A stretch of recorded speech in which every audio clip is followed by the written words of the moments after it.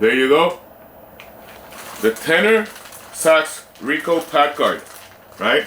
It's very simple. It doesn't take too much explanation here. You open it, right? This is an unboxing of sorts, right? You straighten it real nice. You take your horn and you put it in there, and it keeps your pads from having this moisture. It wicks the moisture from your pads, and then you can have your pads last for a longer time.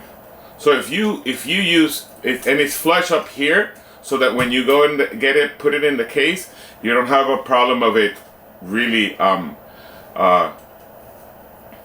not fitting in the case, right?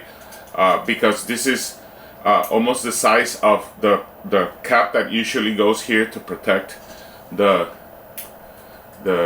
this key right here.